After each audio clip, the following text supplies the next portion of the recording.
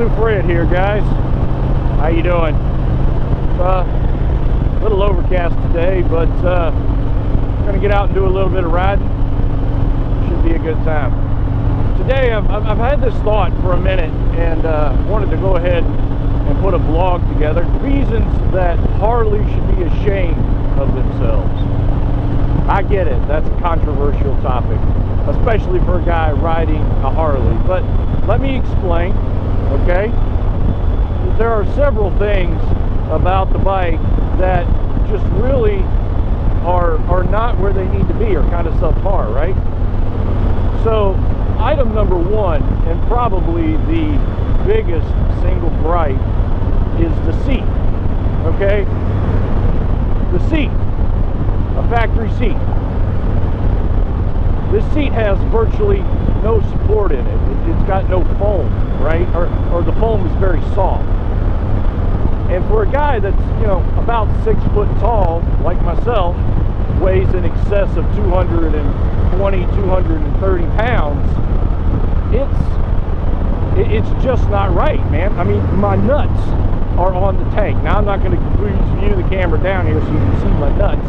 But just trust me, it's not comfortable, okay?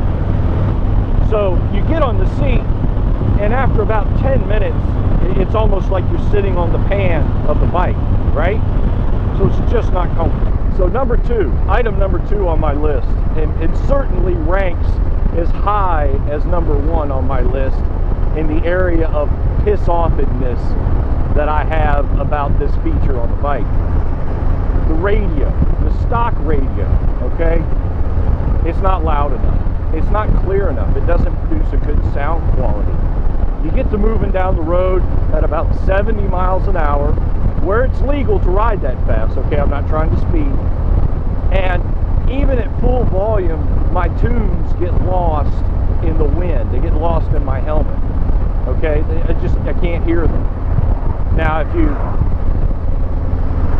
spend $30,000 on a touring class motorcycle with a radio built in, you want to be able to hear that thing.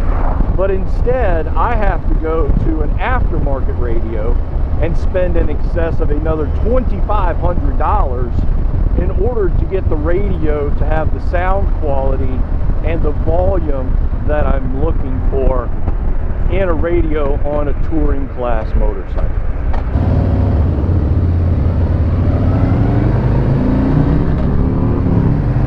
Number three, I bought a blacked out version of the Road Glide, and there are a lot of silver parts, chrome parts, that are still part of this bike. And you spent, once again, extra money to get the blacked out version of the bike, right? And you still got a lot of chrome.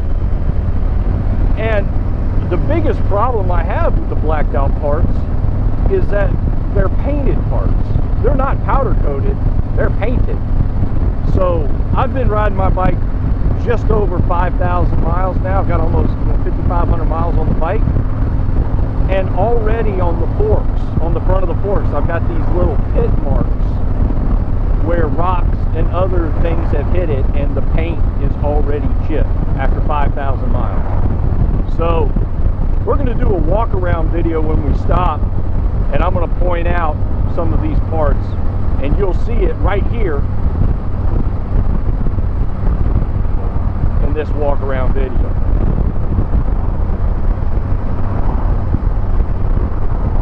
But the biggest single part that pisses me off about the blacked out version is they didn't give me a black kickstand.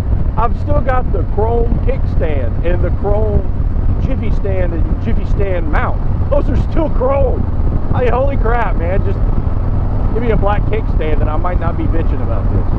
So, moving on down my list, this is a touring class motorcycle, right?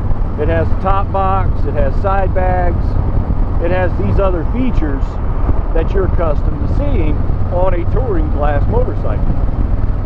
But there's no indication that you forgot to latch your box is closed, right? So you could be rolling down the road and your top box is blah, blah, blah, blah, blah, blah, blah, blah, blah. And I've already done this once or twice on this bike. So I mean, just some sort of little indicator, hey dude, you forgot to latch your box, or your box isn't closed. That'd be a nice little feature. I did a whole video, and I'm going to put a link to it down in the description, of the HD Connect feature. But, you know, Harley should really be ashamed, you know, that they did not give the HD Connect on the touring class motorcycles a better chance, and they just canceled the service so quickly. They should really be ashamed of that. Check out our full-length video. We'll put a link down in the description. You'll see all about that. I'm not going to go into more details here. We're going to redo this.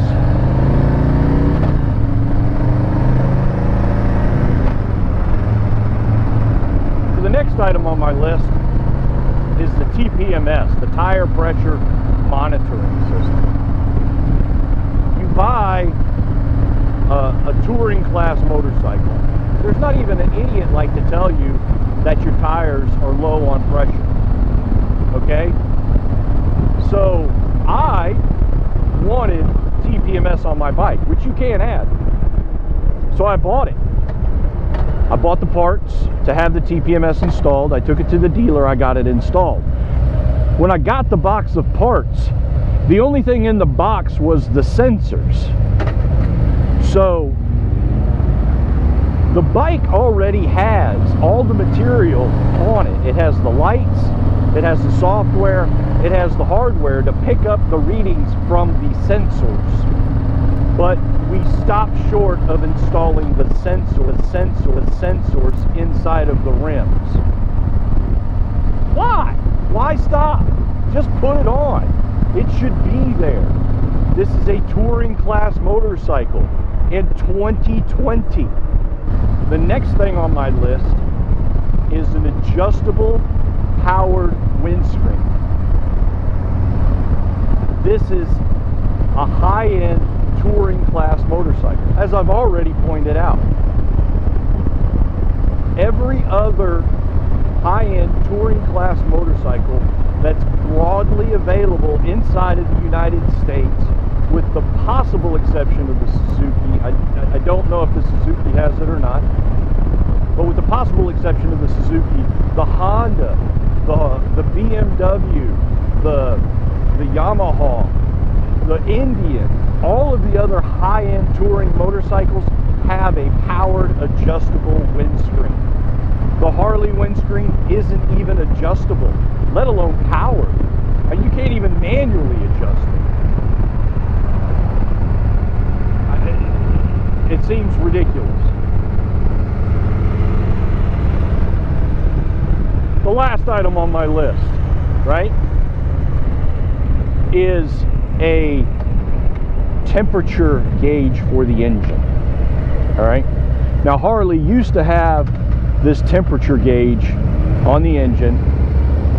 It was on the bike, but at some point in time prior to 2017, they removed it. Why? I mean, yes, you have a light that says, okay, your engine is too hot.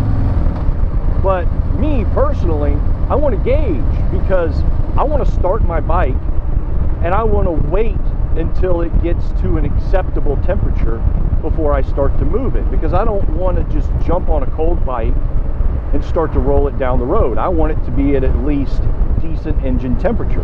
But I ain't got no gauge. I have no way of knowing that the bike has come up to temperature except to start it, wait 5 minutes, and pray. Now, I am a religious guy and I do pray, so not a big deal, but still, why did you take the gauge off? It seems ridiculous. All this being said, I did buy the Harley, the 2020 Road Glide Limited. It is a great bike. It is missing some key features, but I still love this bike. I love what it does. I love how it rides. The more miles I put on it, the happier I am. Getting the seat fixed, which was my #1 item, and getting the radio fixed, which was my #2 item, are very crucial to me to complete my thorough passion and enjoyment of this motorcycle. So yes, there are some things that Harley should be ashamed of, but they've also done a really good job in producing a quality motorcycle that you could ride every day. So, this is 2 Blue Fred. I hope you like this video. Make sure you hit the subscribe, hit the like, give us a thumbs up. If you have a comment, leave it down below, man. I'll answer your questions. If you disagree with what I'm saying, leave that too. I'm okay with that. Your opinions may vary. But I appreciate you listening. If you have any questions, please share. Thanks guys for watching.